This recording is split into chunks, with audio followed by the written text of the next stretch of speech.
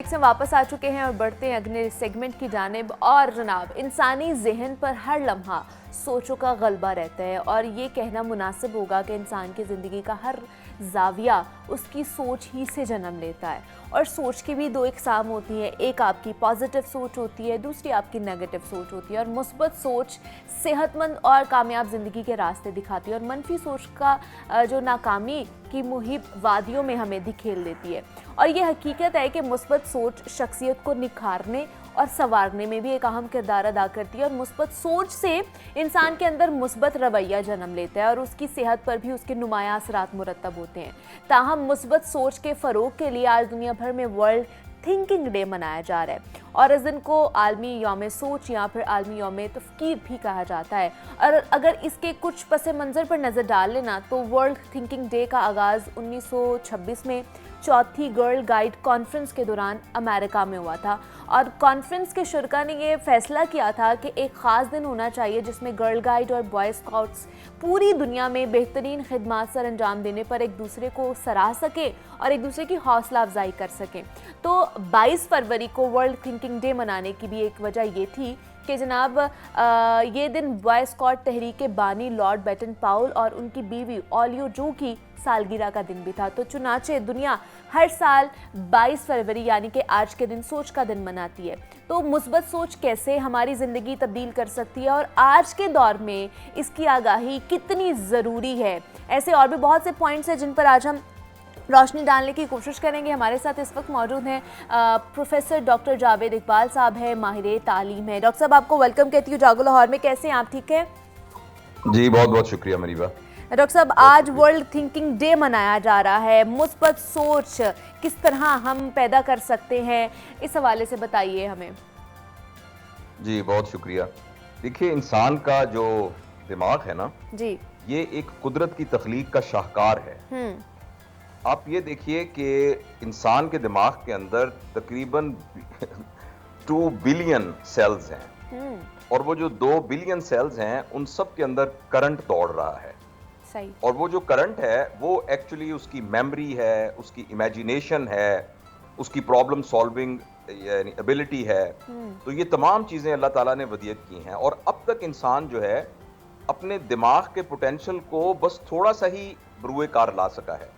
और अल्लाह ताला ने इंसान के दिमाग के अंदर इतने इम्कानात रखे हैं कि अगर इंसान उस पर मेहनत करे तो वो अजीब किस्म के तिलिस्माती काम सर अंजाम दे सकता है। इस सारी चीज का ताल्लुक सोचने से है, यानी हम सब के सब अपने ख्याल के बुनियाद पर अपनी जिंदगी गुजारते हैं। जैसा हमारे जहन में ख्याल आता है उसी के हिसाब से हमारे मुंह से लफ्ज निकलते हैं, उसी के हिसाब से हमारा अमल होता है।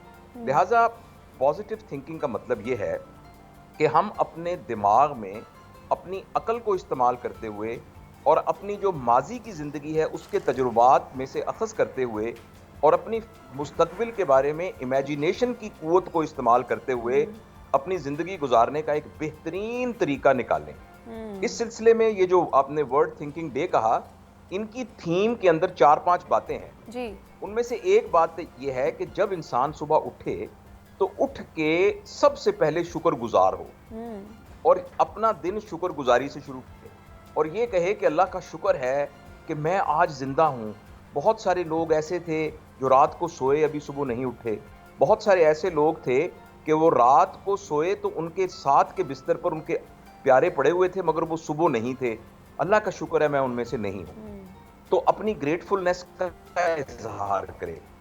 उसके बाद आज के दिन के लिए अपना प्लान करे और अपने आप को ये समझाए कि आज अल्लाह ताला ने मुझे एक और मौका दिया है तो आज मैंने अपनी सलाहियतों को बहुत भरपूर तरीके से इस्तेमाल करना है। देखिए, हमारा दिमाग जो है ना वो हमारा एक्चुअली नौकर है। अच्छा। हम जो उसको कहते हैं ना, जो उसको कहते हैं वो करने लग जाता है। फॉर एग्जाम्पल, अगर आप रात सोते हुए कहें कि मेरी तो तबीयत कुछ ठीक नहीं है, कुछ सर में दर्द है, रात को मैं सोई भी ठीक नहीं थी, तो सुबह हो सकता है मैं ये प्रोग्राम करने ना जा सकूं, तो दिमाग आपको कहेगा थैंक यू मैडम, मैं आपके करता हूं और सुबह कुछ ना कुछ कर देगा आपको। मसलन आपकी आंख नहीं खुलेगी, मसलन उठेंगी तो आपके सर में दर्द हो रहा होगा, उठेगी तो आपको मतलब एक नकाहत सी होगी। और अगर आप रात को कहें कि चाहे कुछ भी हो, सुबह मैंने हर सूरत उठना है, फजर की नमाज पढ़ के मैं कुरान पाक पढ़ूंगी, उसके बाद एक्सरसाइज करूंगी, اس کے بعد میں نے پروگرام میں جا کر زبردست طریقے سے کرا, تو آپ کا دماغ اس کے حساب سے آپ کے جسم کو استعمال کرنا شروع کر دیتا ہے. اس کو ہم افرمیشن کہتے ہیں, ٹیکنیکل ٹرمینالوجی میں افرمیشن کہتے ہیں. کیا بات ہے. تو وہ لوگ جو اپنے بارے میں ہمیشہ نیگیٹو, میں تو پریشان ہوں, میں تو بہت دکھی ہوں, میں تو بڑا بدقسمت ہوں, میرے ساتھ تو ایسا ہی ہوتا ہے, اوروں کے ساتھ کیا ہوتا ہے, جب انسان ایسی باتیں کرتا رہتا ہے تو ہمارا دماغ اسی قسم کے حالات کو بنانے میں لگ جاتا ہے. لیکن کس طرح ڈاکٹر صاحب, کس طرح مطلب اس طرح کے خیالات کو ہم لوگ اپنے دماغ سے نکال سکتے ہیں؟ مطلب مثبت سوچ تو آتی ہے لیکن اس کے ساتھ ساتھ بہت سی نیگیٹو سوچیں بھی ہمارے دماغ میں آ رہی ہوتی ہیں اور وہ غلبہ طاری ہو جاتا ہے اس چیز کا, اور نہ چاہتے ہوئے بھی ہم پھر وہ خیالات اور وہ سوچوں کے اندر اتنے زیادہ کہہ لے کہ گھر جاتے ہیں کہ ہماری اوور آل جو پرفارمنس ہے, یہ اوور آل ہماری لائف جو ہے وہ ڈسٹرب ہونا شروع ہو جاتی ہے. دیکھیے اس کے لیے محنت کرنی پڑتی ہے, اور محنت یہ ہے, اس کے 4-5 طریقے ہیں. ایک تو بات یہ ہے کہ شعوری طور پر اپنے آپ کو سمجھایا جائے. مثلا اس کا میں آپ کو آسان ٹرک بتاتا ہوں. ایک کاغذ کا ٹکڑا لیجئے اور اس کے اوپر ایک لکیر, درمیان میں لکیر لگا لیجئے. ایک طرف لکھیے کہ وہ تمام اچھی چیزیں, وہ تمام خوشیاں, وہ تمام پازیٹیو چیزیں جو آپ کی زندگی میں ہیں, اور شروع اس بات سے کریں کہ دیکھو میرے سر کے اوپر بال ہیں. بہت سے لوگ ہیں جن کے سر پہ بال ہی نہیں ہیں. دیکھو میں دیکھ سکتا ہوں, دیکھو میں سونگھ سکتا ہوں, دیکھو میں بول سکتا ہوں, میں پکڑ سکتا ہوں. اچھا اللہ کا شکر ہے میں نے رات کا کھانا کھایا تھا, صبح کا کھانا کھایا تھا. اللہ کا شکر ہے میرے بچے ہیں, یعنی اللہ کا شکر ہے میں ایک چھت کے نیچے سو رہا ہوں. اللہ کا شکر ہے رات سردی مجھے نہیں لگی تھی, میں نے رضائی لے کے سویا تھا. تو جو اچھی چیزیں آپ کے پاس ہیں, اور دوسری طرف لکھیں وہ محرومیاں جو آپ کے پاس ہیں. ہم سر کی بات رہے گی کہ میں تو بالکل ہی ناشکرا ہوں, میرے پاس تو زیادہ نعمتیں ہیں اور کم چیزیں ہیں جو کہ میرے پاس محرومیاں ہیں. تو ایک تو پازیٹیولی اپنے آپ کو جو کچھ دیا. دیکھیے ہمارے بزرگ تھے, وہ یہ کہا کرتے تھے کہ اگر کوئی شخص خوش رہنا چاہتا ہے تو سوائے ایک چیز کے اور کوئی چیز ایسی نہیں ہے, یعنی یہ شرط ہے خوش رہنے کی کہ اللہ تعالیٰ نے جو کچھ دیا ہوا ہے اس پر شکر گزار ہو.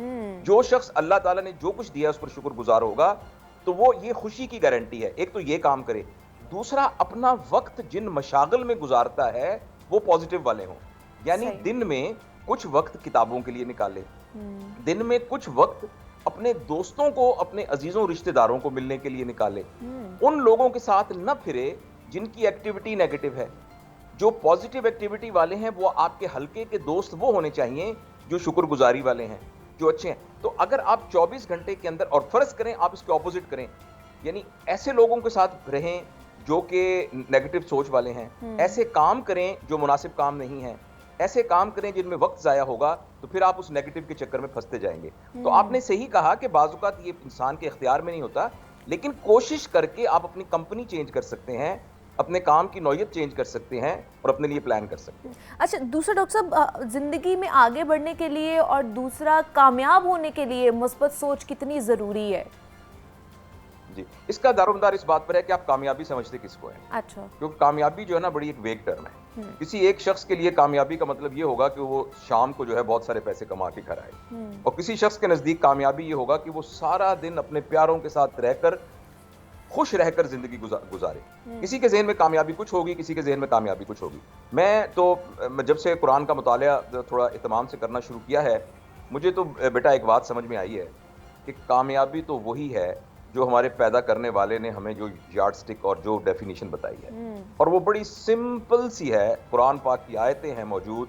اگر تم میں سے کوئی شخص, مفہوم بتا رہا ہوں اس کا, جہنم کی آگ سے بچ گیا اور جنت میں چلا گیا, وہ کامیاب ہے. کیا بات ہے, سبحان اللہ. لہٰذا میں اپنے لیے, اپنے بچوں کے لیے, اپنے پیاروں کے لیے اور پوری دنیا کے انسانوں کے لیے یہ خواہش دل میں رہ کے زندگی گزاروں کہ یہ کوئی نہ کوئی ایسا کام نہ کریں جو ان کو جہنم کی طرف لے کے جا رہا ہوں, اور وہ والے کام کریں جو جنت کی طرف لے کے جا رہے ہوں. اچھا, اس کا قطعاً یہ مطلب نہیں ہے کہ آپ درویش ملنگ بن جائیں صرف, اور آپ صرف یعنی عبادات ہی کریں اور کچھ نہ کریں.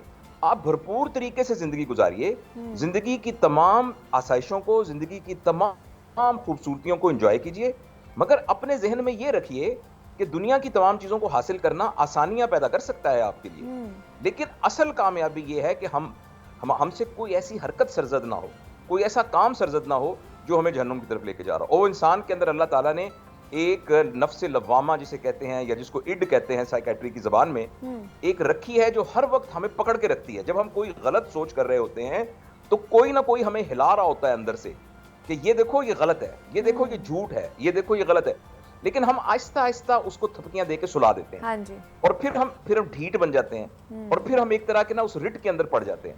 تو ہم میں سے ہر شخص کے لیے بہت ضروری ہے کہ ہم اپنے آپ کو سمجھ کے اپنے اس جو ہمارا لفظ لوامہ یا اڈ ہے اس کو اسٹرانگ کریں. جب ہمیں اندر سے آواز آئے نا کہ یہ غلط ہے تو ہمیں نہیں کرنا.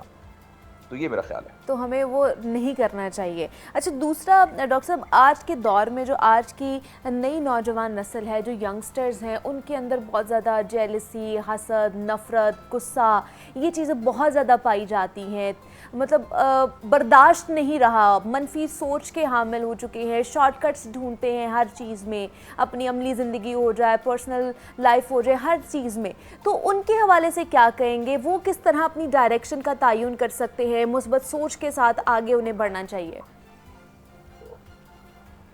دیکھو بیٹا، بات مسئلہ نوجوانوں کا نہیں ہے. نوجوان جو ہیں وہ بھی کچھ سال پہلے بچے تھے جی، اور بچوں کے ساتھ ان کے والدین تھے اور ان کے اساتذہ تھے. ہم یہ کہتے ہیں نا کہ بچے یوں کرتے ہیں، بچے یوں کرتے ہیں. اصل میں بچوں کا اتنا قصور نہیں ہے، قصور بڑوں کا ہے، کیونکہ بڑے جو ہیں ان کا سایہ ہیں بچے. میں بہت عرصے سے یہ بات عرض کر رہا ہوں اور بہت سارے ہمارے دوست اس سلسلے میں عرض کر رہے ہیں کہ ہمارے ہاں کوئی مربوط تربیت کا نظام موجود نہیں ہے. گھروں کے اندر والد وہ رول ماڈلنگ پرووائڈ نہیں کر رہے جس کے نتیجے میں با کردار انسان بنے. ہمارے تعلیمی ادارے اس طرح کے رول ماڈلنگ پروڈیوس نہیں کر رہے. لہٰذا اگر بچوں کے اندر حسد ہے، آپ کہہ رہی ہیں 15 سال کے لڑکے میں حسد ہے، تو وہ جس ماحول میں رہتا ہے اس کی ماں اور اس کے باپ اس طرح کے، جس سے اس نے اس پیٹرن کو سیکھا ہے. تو ہمیں اپنے ایکچولی گھروں، اور جو گھر ہوتا ہے نا، خاندان، یہ پورے معاشرے کا یونٹ ہوتا ہے. جس طریقے سے جو سیل ہے وہ پوری باڈی کا ایک یونٹ ہوتا ہے نا، اور مالیکیول جو ہے کسی بھی سبسٹنس کا، میٹر کا ایک بنیادی ہوتا ہے، جز بنیادی یعنی ہوتا ہے، سینٹر ہوتا ہے. اسی طریقے سے پورے معاشرے کا سینٹر جو ہے وہ ایک گھر اور خاندان ہوتا ہے. ہمارے گھروں اور خاندانوں میں اگر لوگ اچھے ہوں گے، خوش اخلاق ہوں گے، تمیز والے ہوں گے، گھروں کے اندر گفتگو علمی ہو رہی ہوگی، گھروں کے اندر کتابیں پڑھی جا رہی ہوں گی، گھروں میں ایک دوسرے کے ساتھ رواداری، ایک دوسرے کو معاف کرنے کے جذبے کے ساتھ ہوں گی، تو وہ بچے خود بخود اس پیٹرن کو کر معاشرے میں آئیں گے. تو یہ اس کا انتظام ہونا چاہیے معاشرے میں تربیت کا. مطلب پھر والدین کی بھی ٹریننگ ہمیں کرنی چاہیے. والدین کے لیے بھی اس طرح کے کاؤنسلنگ سیشنز ہمیں بنانے چاہیے کہ انہوں نے کس طرح اپنے بچوں کی مثبت طریقے سے جو ہے پرورش کرنی ہے، تربیت کرنی ہے. دیکھو بیٹا، جب آپ کسی کی شادی ہوتی ہے لڑکی کی، تو اس کی تیاریاں کی جاتی ہیں نا. اس کا لہنگا بنایا جاتا ہے، اس کا جوڑا بنایا جاتا ہے، اس کو زیور لے کے دیا جاتا ہے، اس کے لیے اور انتظام کیے جاتے ہیں، شادی ہال بک کیا جاتا ہے. تو کیا ہم یہ بھی سوچتے ہیں کہ انشاءاللہ العزیز 1 سال 1.5 سال کے بعد یہ ایک ماں بن جائے گی؟ تو اس کو ماں بننا بھی آتا ہے کہ نہیں آتا؟ جب دولہے کے لیے پگڑی اور شیروانی خریدی جا رہی ہے تو کیا اس کے لیے اور بک کرائی جا رہی ہیں مختلف چیزیں؟ تو کیا اس کو یہ بھی بتایا جا رہا ہے کہ جب یہ باپ بنے گا تو یہ جو دنیا کا سب سے خوبصورت اشرف المخلوقات، اللہ کا تحفہ، اس کی گود میں آئے گا، تو اس کو پتہ بھی ہے کہ اس کو کیسے ہینڈل کرنا ہے؟ مجھے آپ بتائیے، ہمیں کب سکھایا جاتا ہے؟ نہیں سکھایا جاتا. یعنی آپ دنیا کا سب سے ڈیلیکیٹ کام ہے انسان کی تربیت کرنا. اللہ تعالیٰ نے انسان کی تربیت کے لیے نبیوں جیسی جلیل القدر ہستیوں کو بھیجا ہے. تو یہ تو بہت ضروری ہے کہ ہم جہاں اپنے بچوں کو یہ سمجھتے ہیں کہ یہ روزگار کے اہل بنے اور یہ کمانے کے قابل ہوں، وہاں وہ اگلی نسل کو سنبھال سکتے ہیں کہ نہیں سنبھال سکتے. اسی لیے میں نے تو جب پچھلی حکومت تھی اور مجھے ایک دفعہ موقع ملا تھا جب وہ رحمۃ اللہ عالمین اتھارٹی کی میٹنگ کے سلسلے میں مجھے بلایا گیا تھا، تو میں نے تو پچھلے وزیر اعظم صاحب کو اور جو شفقت صاحب وزیر تعلیم تھے ان سے بہت عرض کیا تھا کہ پیرنٹنگ کا کورس جو ہے وہ ہمارے ایف اے سے آنورڈ شروع ہو جانا چاہیے. باقاعدہ ہمیں کیریکولم میں یہ پڑھانا چاہیے. دیکھو نا، جو بچی یا بچہ بی اے میں پڑھ رہا ہے تو 3-4 سال کے بعد موسٹ لائکلی وہ ایک میریٹل لائف کے اندر چلا جائے گا. تو اس کو اسی وقت بیسک پرنسپل آف پیرنٹنگ سکھائے جائیں، اس کی فلسفی بتائی جائے اور یہ بتایا جائے کہ اس آنے والی نسل کی کیسے ہم نے تربیت. بے شک، بالکل ایسے ہی ہے. بہت شکریہ پروفیسر صاحب آپ کا کہ آپ نے ہمارے لیے وقت نکالا